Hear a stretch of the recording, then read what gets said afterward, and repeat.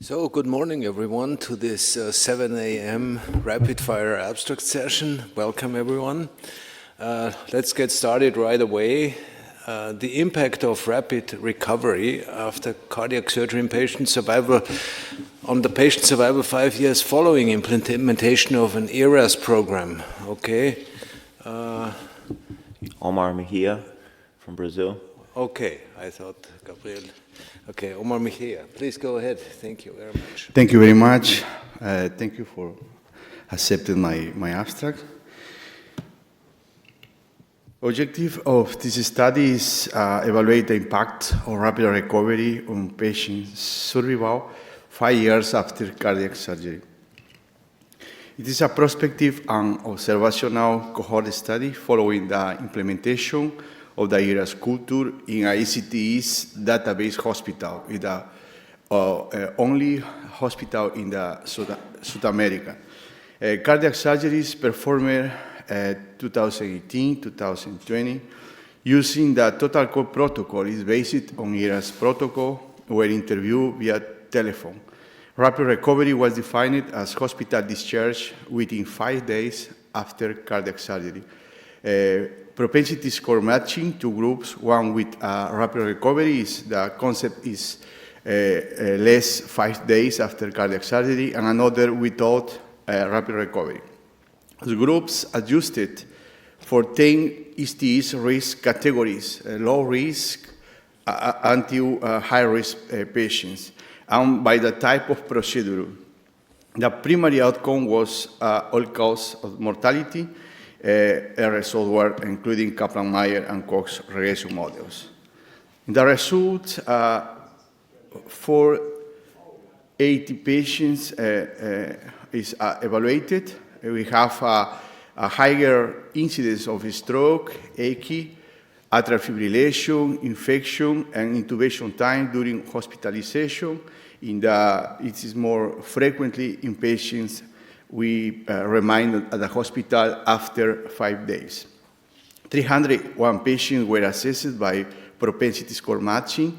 We excluded aortic surgery, combined surgery, and major ECTS complication. This patient is without complication. Follow-up in years for patients were 3.86 in rapid recovery and 3.73 in no rapid recovery. There was a higher rate of hospital readmission and all-cause of mortality in the no rapid recovery patients, and the cardiac cause of mortality 15.38%. Mortality was 27.9%, higher in the no rapid recovery compared to the rapid recovery group. You can see the survival until 5 years. In the blue line, we have a 25% increase in survival until 5 years old. In conclusion, after implementing the ERAS culture, patients with a rapid recovery after cardiac surgery showed an increase in survival up to 5 years. We recommend that in addition to implementing ERAS protocol, hospital needs to focus on the compliance and the effectiveness of the process. Thank you. Thank you very much, Omar. We have 1 minute for questions from the audience. If not, in the interest of time, we will move further. I would be interested, do you have an STS risk score or Euro score for these two groups? Yes, it is the only hospital in Latin America with made part of the STS database. Yes, it is the more interesting. We compare with 10 categories of similar propensity score matching in patients without complication. It's only because remains at the hospital until 5 years, and the other increase 5 days after cardiac surgery. Okay. Because it would be interesting how well these groups were matched concerning comorbidities, right? Because that's exactly. Probably, yeah. Okay, good, all right. Thank you. We'll move further with the second abstract, the midterm outcome of complete cortical-sparing mitral valve replacement in low ejection fraction total arterial CABG patients with ischemic mitral regurgitation in multiple centers in China. Dr. Chan. Thank you.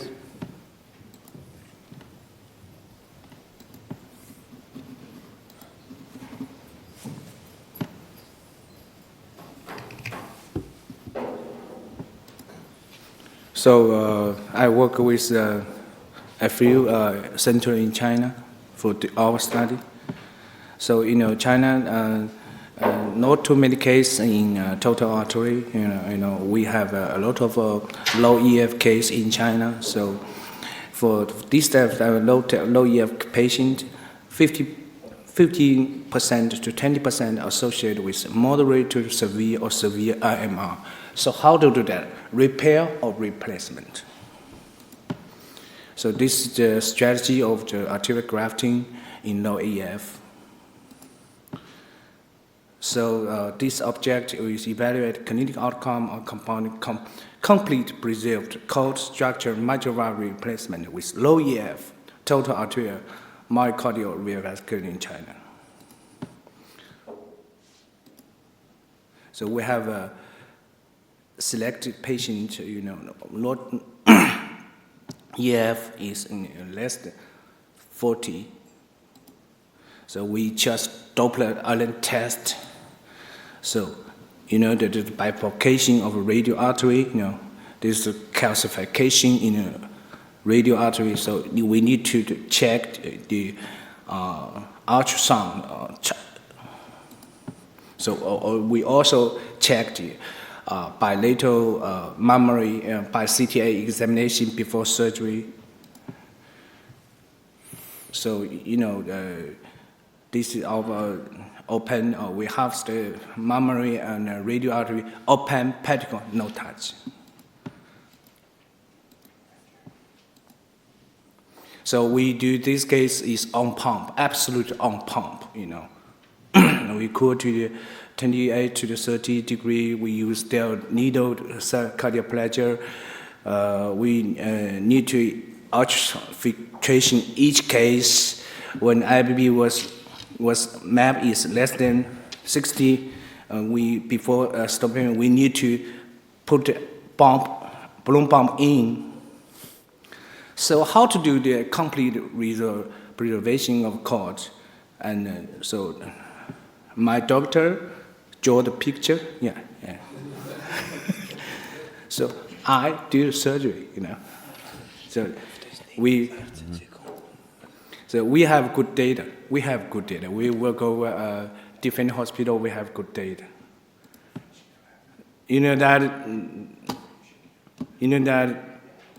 The heart is so big, low EF, something like that. The heart is so big. Probably in the interest of time. Okay. Could you speed up a bit? Okay, the heart is so big. The heart is so big. We also check the CTA, for each case. We have good data, so just 3 minutes, we can need to take this match home, complete restoration of mitral valve paradise during MF valve is good for the moderate to severe or severe IMR. We have a good early and midterm clinical outcome. Thank you. Thank you very much. Thank you very much, sir. Let's continue. The role of silostazole in regulating the nitric oxide metabolism during myocardial ischemia reperfusion injury. Anar Amra from Baku, Azerbaijan, please. Good morning, dear colleagues. I am Dr. Anar Amra from Baku, Azerbaijan. Today, I will discuss our research on a major challenge in cardiology and cardiovascular surgery, the role of silostazole in regulating nitric oxide metabolism during ischemia reperfusion injury. I am no disclosure. As you know, ischemia occurs when blood flow is interrupted in case injury myocardium.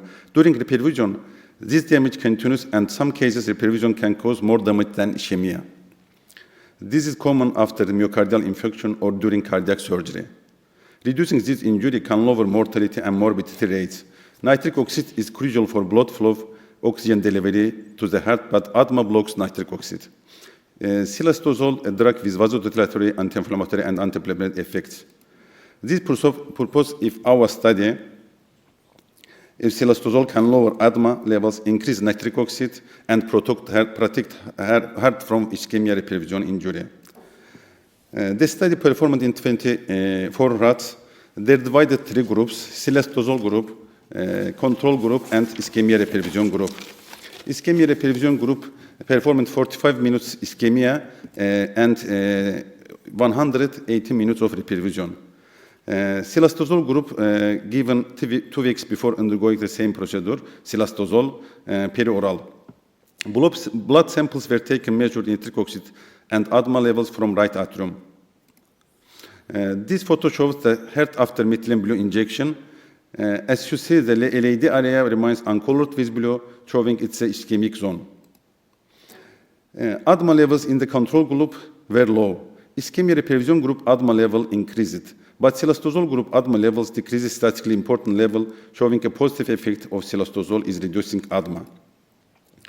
Nitric oxide level in the ischemia reperfusion group increased. However, in the silastazole group, nitric oxide level increased more significantly. The main finding of our research, ischemia reperfusion group caused a 6-fold increase at asthma level.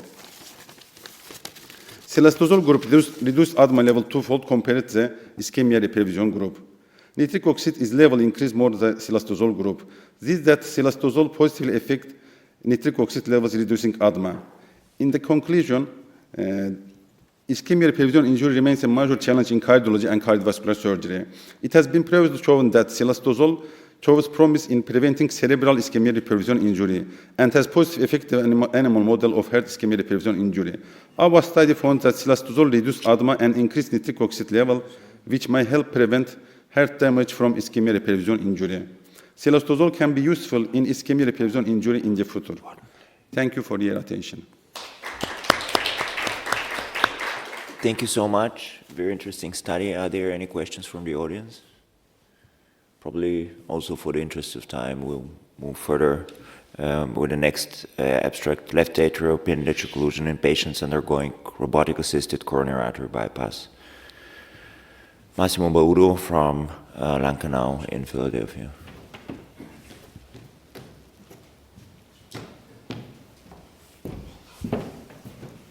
Good morning, everyone. It is a pleasure to present you our study on the left atrial appendage occlusion in patients undergoing robotic CABG.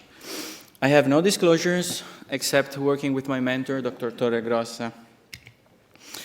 So after the publication of the milestone paper, LAOS 3 randomized study, left atrial appendage has now been upgraded by all guidelines to class 1A in patients undergoing cardiac surgery with AF at higher stroke risk. So this is also true for robotic CABG, and we wanted to analyze the data of our patients of this particular category. From June 2021 to January 2024, consecutive cases of patients with AF undergoing robotic-assisted CABG and appendage occlusion with an epicardial clip were included. We analyzed clinical outcomes with particular interest to stroke rates. A total of 14 patients were included. They were all male with a mean age of 74 years. The mean STS was 1.7.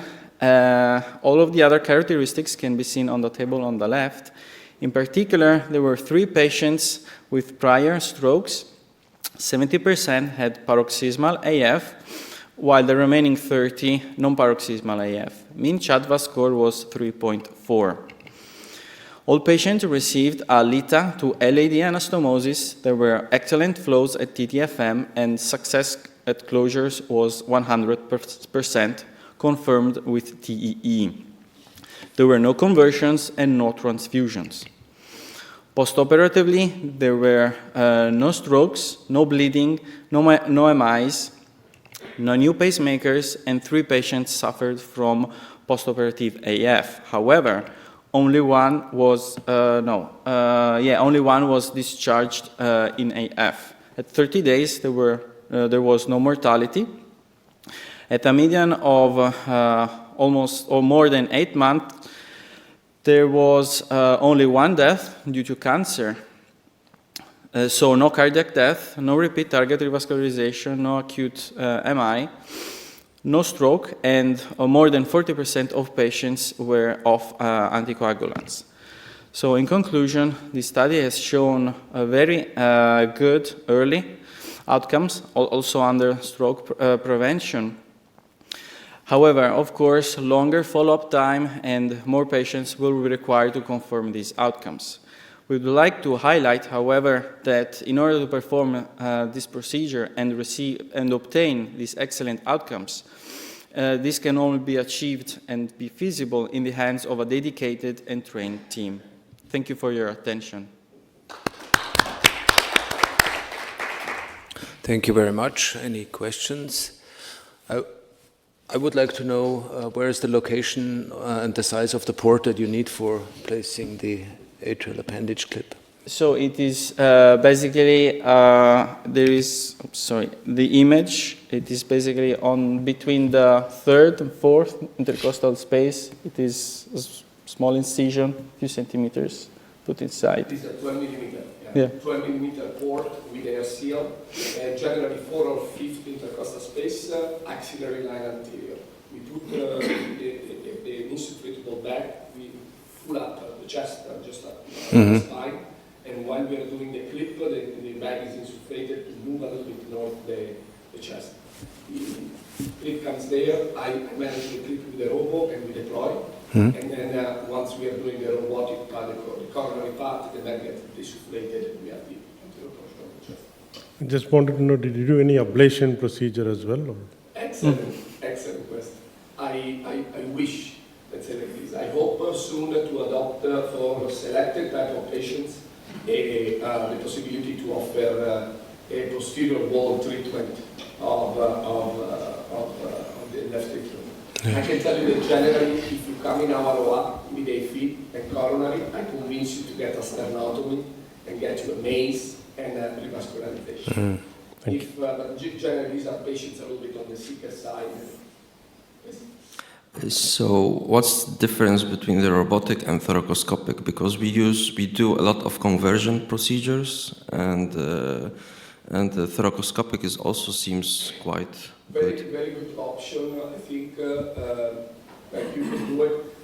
I don't like the thoracotomy. Some people do it via thoracotomy, but if you are thoracoscopic, I think that the robo gives you a little bit more leverage to move around and to see the clip very nicely. Thoracoscopically, I've done it in the past. It's challenging sometimes. You are with those sticks, try to convince the left atrial appendage to go into the clip. It can be challenging. And it's a little bit, you have more room. Yeah. And visualization, right? 3D endoscope. And these were cabbage patients with robotic approach, so we merged the two techniques together. Okay, thank you very much.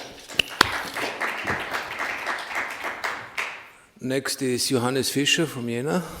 Tullio Corunaso from Jena, yeah. Yeah, okay, good.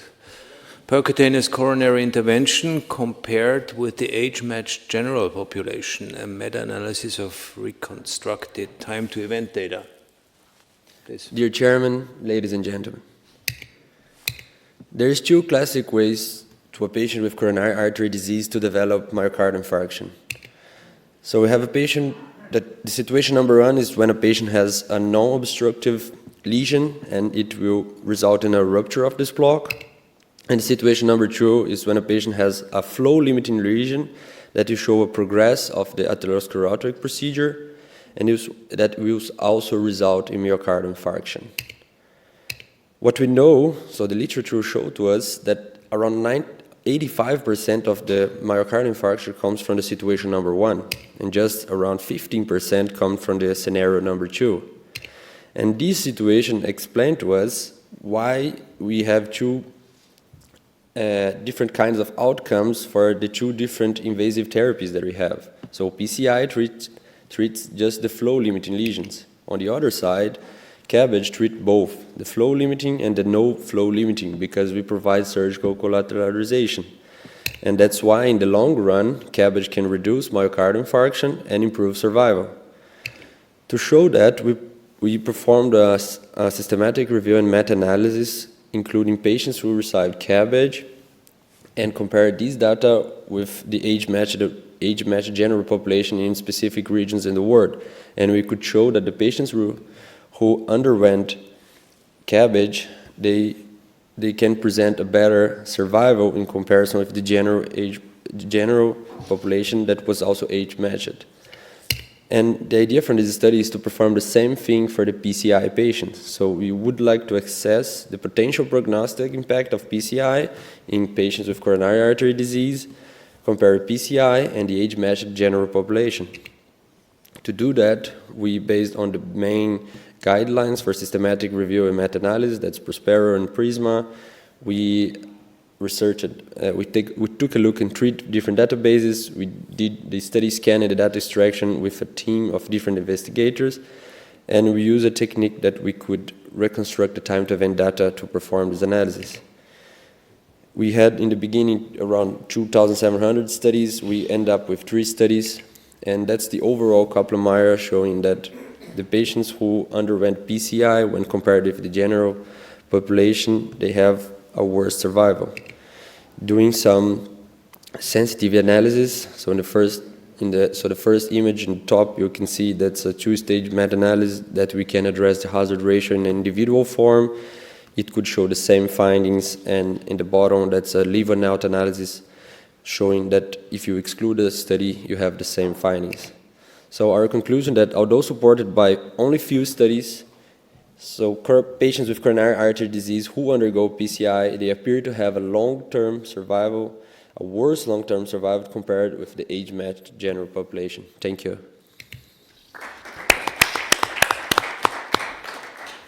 Thank you. Are there any questions? And I suppose we can move further. Next speaker will speak about beyond bypass, exploring hybrid techniques for multivessel coronary artery disease. It's Dr. Mirangi Mohamed Yusuf. Thank you. Good morning, everyone. Thank you for the opportunity. So we all know the major advantage of CABG is using the mammary 2 is better, but the major fear and trauma is the sternotomy. So there have been ways devised to avoid this more recently with the totally endoscopic as well with robotic assisted. With the patients have a smaller incision and they go home mostly with just that. So we are able to combine this with PCI in the hybrid procedures, giving the best of both worlds, giving less morbidity and probably similar patency to more so the elderly and the frail patients. This is the real group of patients, select group, that would benefit from hybrid coronary revascularization. Frail, elderly patients with renal insufficiency, poor LV function, and patients who cannot tolerate dual antiplatelet therapy, which is a reasonable group of patients. So this is how we do it. We follow a 2-stage approach, and we do the procedure day 0. Day 1, they are ambulated in the ICU or in the step-down unit, and the following day, we plan the PCI. So the reason is because complex PCI sometimes, or even in elderly, they use femoral. In those patients, lying down for 2 days causes lung collapse. So we avoid that problem by doing it in a staged manner. And also it avoids the risks of bleeding. Patients are loaded on day 1 in the night.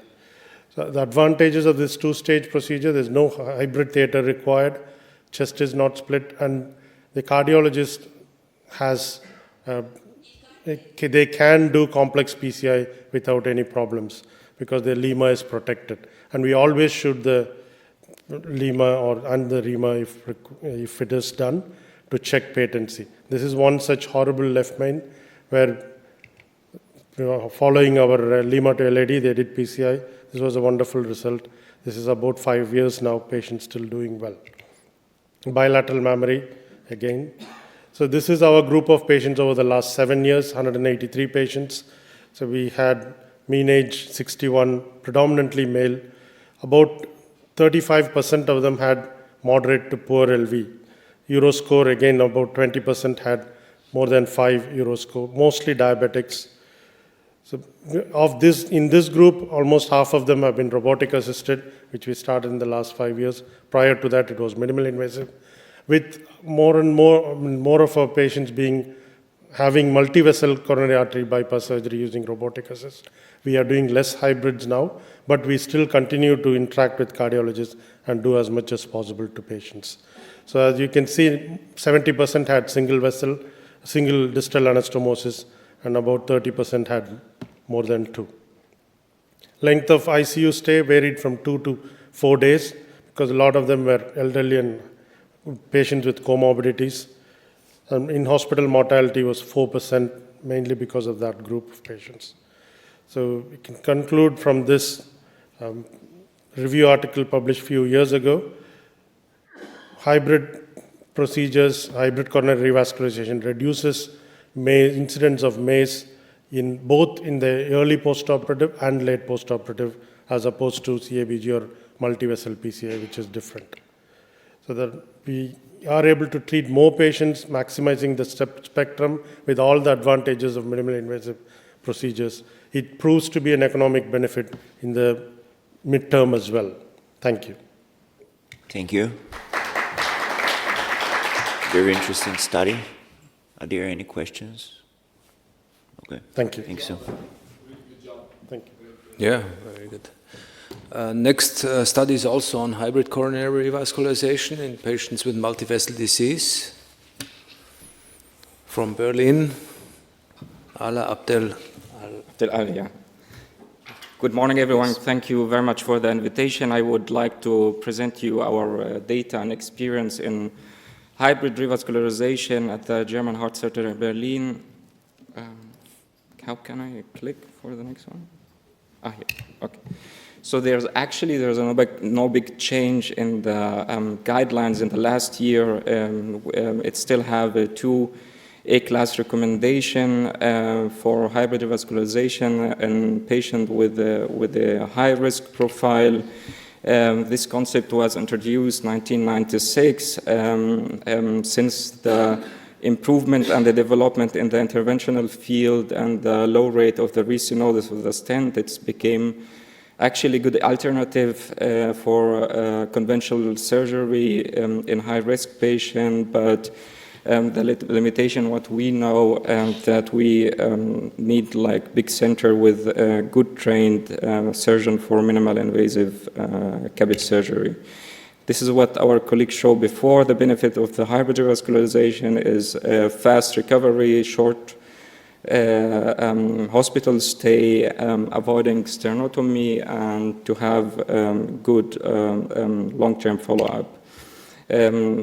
Most of the studies actually showed a similar outcome in the short-term outcome, but in the long-term outcome, if we compare it with PCI, it's showed better myocardial infarction rate and repeat revascularization, and in other study comparing to CABG, it's the same in the short-term outcome, but here is one of the longest study.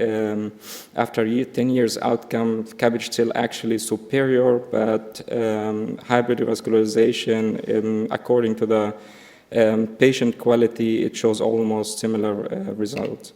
Here's our characteristic of the patient. Preoperatively, 14% of the patients were female, median age was around 70, and if you look here, we have in our cohort actually like a small, the Euro score level was actually low by 1 to 3%.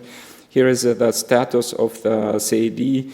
Around 70 patients has PCI in the, like combined PCI in the RCX and RCA, and around 95 had each PCI either in the circumflexum or of the right coronary. Here, our outcome, we have short ventilation time and ICU time, less than 1 day. 4 patients has a revision to Lima LAD, and 2 patients got a myocardial infarction and received PCI in the unknown LAD. We have 0 mortality after 30 days, and we had a follow-up of around 4 years. Repeat revascularization in the non-LAD was in 22 patients, and here's our Kaplan-Meier curve for survival. Only 13 patients died, and actually we did a sub-analysis, and we saw that those patients died mostly for non-cardiac reason. And this is what the colleague also showed, like the principle of the HCR is very clear. It's a good alternative for conventional surgery. We would like to achieve like a short hospitalization time and a rapid recovery, but what is still missing is a big randomized trials that should be submitted. Thank you very much. Thank you. Are there any questions? I have one question. You also do multiple graft cabbage. What are your criteria when to decide if you go for a hybrid procedure or for multiple minimal invasive graft procedure? Actually, it's depend on the patient. So usually, when we have patient with a high-risk profile or younger patient, like around 50, and would like not to have a sternotomy, if they are suitable, like they are not so fat, they don't have like a severe COPD, so we go for multivessel mid-cap. Yeah. Okay. So actually, each patient which come for surgery, I evaluate them, I look at the coronary angiography, and I look if I don't have like really far circumflexum and I have a good marginal, so I go for multivessel bypass. Okay. So you don't take the syntax score into account or coronary complexity, no? Okay. No, and like one of the point is for sure also that, I mean, you know, like this work with the cardiologist that usually we get the patient with what we have to do, you know, so it's like really difficult all the time to have this of course. The cardiologist, so you have to be tolerant. So when he said I would like to have a mid-cap and after that hybrid, so we have mostly to. We all know these aspects. So thank you. Very good data. So we'll move further with the next abstract, which is quantitatively driven macroanastomosis training. Mr. Callahan, thank you, from Atlanta, Georgia. Yeah. Good morning, everyone. Thank you for having me. Matt Carelli. I'm a cardiothoracic trainee based in Sydney, Australia. And today I'm going to be presenting a quantitatively driven anastomosis training. I have no disclosures apart of being a participant in this study. So we all know that training cardiothoracic surgery can be very challenging and is getting even harder nowadays. So we believe that with simulation training, we can aid this very complex training environment. This unique training simulation platform provides quantitative and qualitative feedback for the trainee and also for the supervisor, which helps with the training process and also gives concrete data so that you can work with something. The platform was introduced by a study conducted at Royal Prince Alfred at Sydney, Australia, where 5 trainees conduct 20 anastomoses each. They all receive feedback forms from the CFI platform and verbal feedback from their supervisor. So why is this unique? Because every single anastomosis undergo a 3D laser scanner and a CT scan as well. This gives us ability of doing imaging analysis and computer flow modeling. With these two imaging modalities, we can assess the quality of anastomosis quantified by the pressure drop in the anastomosis itself.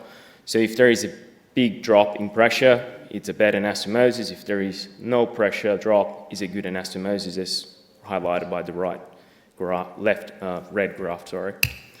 So all of this is easily digested by the trainee on the CFI platform with the 3D scanner of the anastomosis, the computer flow modeling of the anastomosis, the graph pressures, And also you have the imaging analysis, which are basically a 3D modeling of the anastomosis, where you can look at your stitch placements, are they symmetrical, did you bunch it up at the toe, the heel, and all of this is recorded at the leisure of a trainee at home, which then can be, rewatched with the supervisor and be critiqued, so you can teach them how to deal with the needles.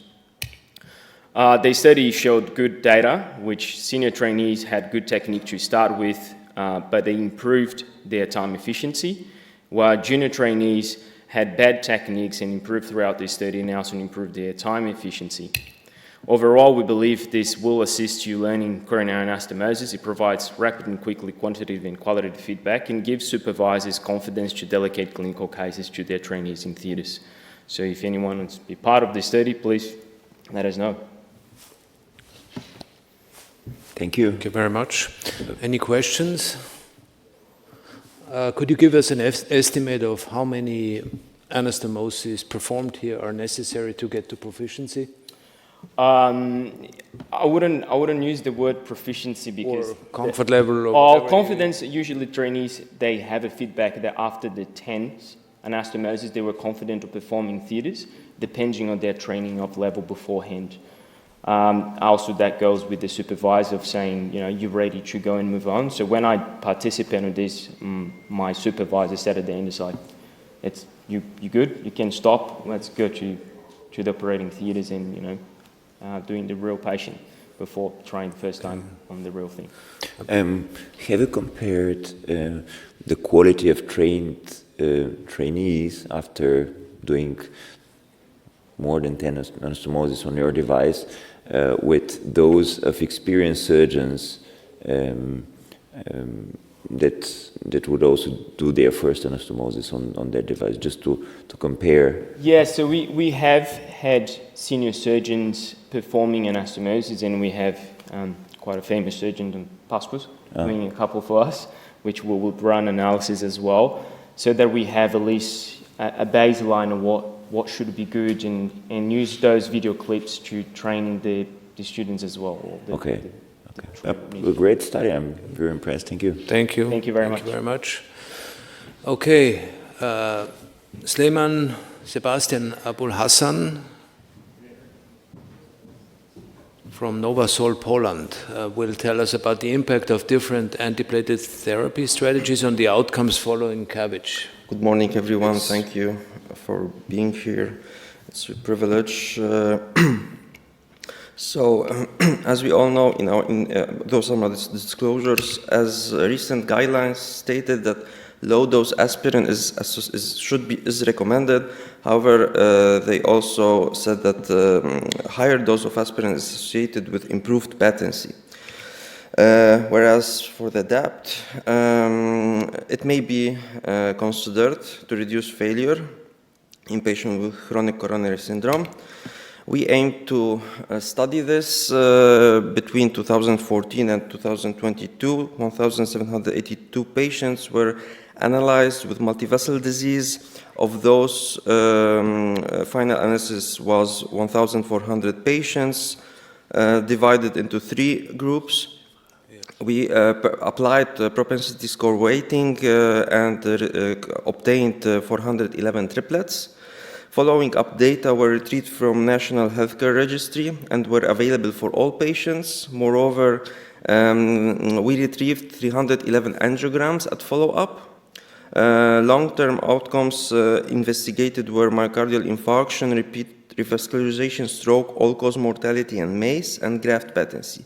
The median follow-up time was 5.13 years, whereas DAPT was with clopidogrel only.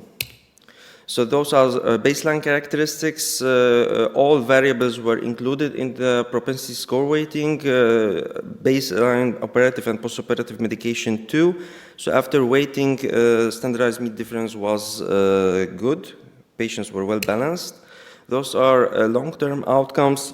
So high-dose aspirin and DAPT compared to low-dose aspirin were associated with reduced incidence of MI, mortality, and MACE at follow-up. No difference was observed in terms of stroke and repeat revascularization. However, high-dose aspirin and DAPT had comparable outcomes at follow-up. So those are data before and after propensity score weighting regarding the graft patency. So high-dose aspirin compared to low-dose aspirin was associated with improved patency. The same was with DAPT with low-dose aspirin. DAPT was associated with improved patency at follow-up. So in conclusion, high-dose aspirin and DAPT with clopidogrel are both associated with reduced incidence of MACE at follow-up and improved graft patency compared to low-dose aspirin. However, extensive and high randomized controlled trials are needed to prove that. Therefore, we applied to the Polish Medical Research Agency and received funding. This study hopefully will start next year. 1,703 patients compared to 3 groups, 18 Polish cardiac centers, primary outcome, graft patency, graft failure at 12 months. Thank you. Thank you, and thank you for staying in time.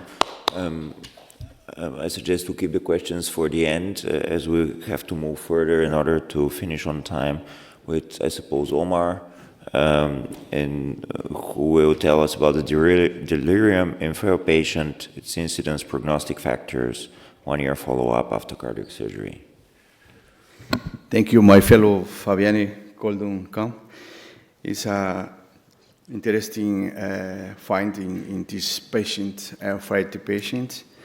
Delirium is a common occurrence of in cardiac surgery patients, principally in frailty patients, because compromises physiological reserve, as they are more prone to cognitive disturbance. However, the association between delirium and frailty has not been ampliamente investigated. The objective of this analysis, reanalysis, is the impact of delirium in postoperative complications and health indicators over the course of 1 year after the surgery in relation to pre-frail and frail patients. This is a single-center prospective observational study. Patients from the Fragile trial is finishing this year. Patients were assessed in the ICU and hospital ward for the detection of delirium. Patients is classified in pre-frail and frail were analyzed to identify risk factors for delirium using a univariate regression analysis. And it's important with compare patients with and without delirium in relation to 1 year after hospitalization. We find is the creatinine clearance, lower creatinine clearance is related with delirium, is the only variable in univariate logistic regression.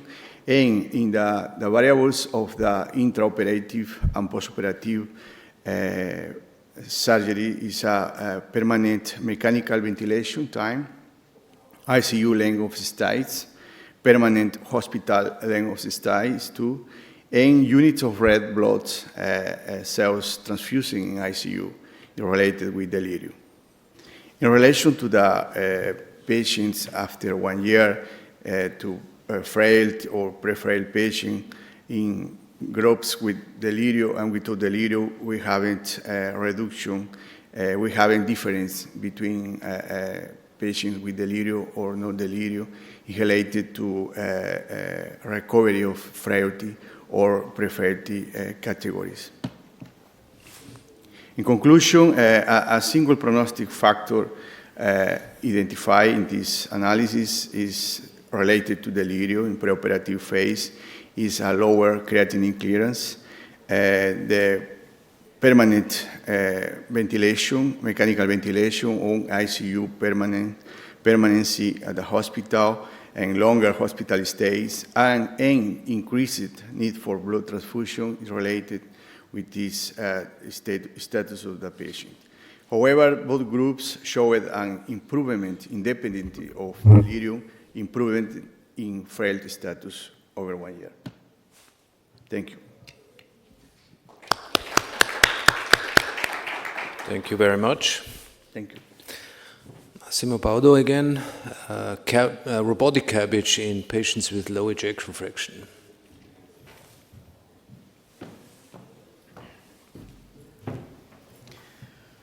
Good morning again. It is a pleasure to talk about robotic minimally invasive direct coronary artery bypass in patients with low EF. I have the same disclosures as before. So left ventricular dysfunction has been identified as a critical determinant of both short and long-term mortality following CABG. Expert centers in sternotomy off-pump CABG have proven favorable outcomes in patients with low EF. In addition, robotic CABG is generally associated with reduced complication rates. However, both robotic CABG in severely reduced EF patients remain scarcely investigated. Therefore, the aim of this study was to analyze this particular subset of patients. All consecutive patients undergoing RAMITCAP from July 2021 to January 2024 in our centers with low EF were included, and for the purpose of this study, low EF was defined as below 40%. 26 patients were included. Mean age was 67 years, more than 70% were males. 5 patients had a preoperative balloon pump. 50% were in acute heart failure, and the mean ejection fraction was 32%. All patients received LITA, LAD, anastomosis, and 2 patients had an additional Y graft, one to the diagonal and one to the OM1. There were good flows at TTFM. Intraoperatively, there were no transfusions, no conversions. However, one patient did require an ECMO implantation. However, the ECMO was eventually weaned and the patient was discharged. Another patient required surgery for bleeding revision. However, postoperatively, there were no strokes. Mean length of hospital stay was 5 days, and there was no hospital mortality. Almost 90% of patients were discharged home, and 30 days there were 3 hospital cardiovascular rehospitalization. At a median of more than 1 year, there were 3 deaths. Only 1 was cardiac related. There were no strokes, 2 MIs, and 1 repeat target revascularization. So in conclusion, despite these patients with low EF are highly comorbid, RAMITCAP can be successfully performed in experienced center in robotic cardiac surgery. We believe that sternal sparing off-pump approaches will benefit this type of patients because there is an advantage of the arterial revascularization rather than a stent. Thank you for your attention. So I think you can stay. Yeah, I have. Yeah. We can move to the next presentation. Yeah. And the third photo with Gianluca, okay? Very good. So now I'll be talking about the early results of concomitant AF ablation with the new Encompass clamp during CABG. Yeah, I told you. Yeah. The third time, yeah. Very good. So once again, notwithstanding the clear benefits of guideline recommendation, concomitant AF ablation is still underperformed in patients with AF undergoing cardiac surgery. One of the reasons is possibly due to the surgeon being reluctant in performing an atriotomy when it would normally be performed, such as in CABG and or SAVR. A few years ago, a new bipolar radiofrequency ablation tool was introduced, the Encompass clamp. This clamp can simultaneously create transmural lesions in all 4 sides of the box lesion. So the purpose of this study was to analyze this particular subset of patients. From July 2022 to July 2024, all consecutive patients undergoing concomitant CABG and AF ablation at our center with the Encompass clamp were included. All lesions were performed, all box lesions were performed on pump beating. and the main endpoint were the early rhythm outcomes. 13 patients were included, all males. Mean age was 70 years, and there was one patient with a previous stroke history and one patient with an already implanted pacemaker. Almost 70% of the patients had a paroxysmal AF, while the remaining 30% had persistent AF. Mean Shadva score was 3.6. The left atrium was not too dilated, 44 millimeters, and 4 patients were under class 1 or 3 antiarrhythmic drugs. All patients were anticoagulated, mostly with the direct oral anticoagulants. All but one procedure was performed on pump beating.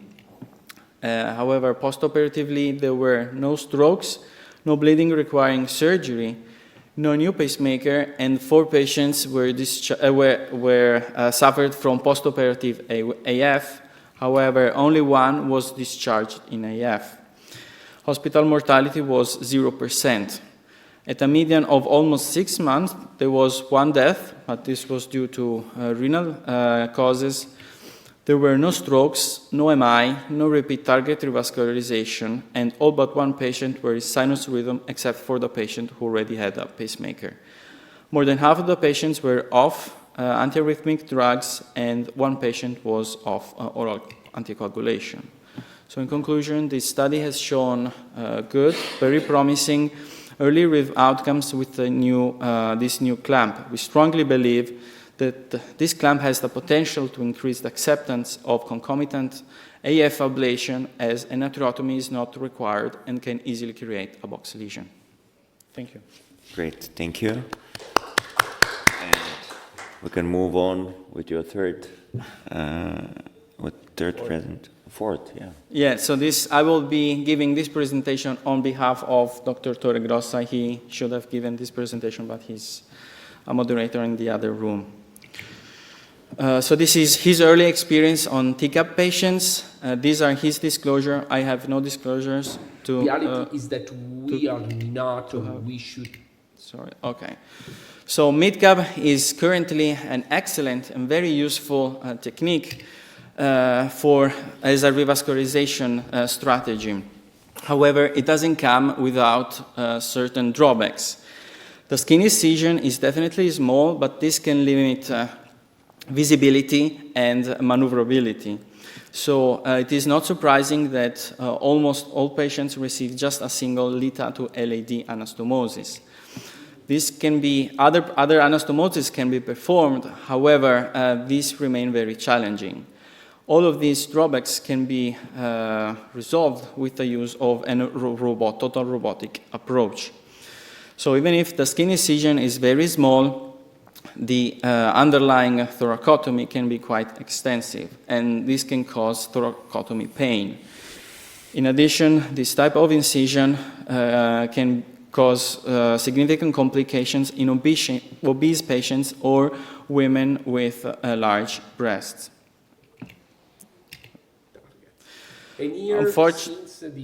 Unfortunately, the stabilizer for the XI robot is not commercially available any longer. And this is why, with Dr. Torregrossa, with her assistant, have developed and already presented a new homemade approach combining the technology of the Nuvo, the Gel Point Mini, and the Air Seal. This device is deployed with a sub-siphon approach. And briefly, should play the video. There are a series of dilators that are put reaching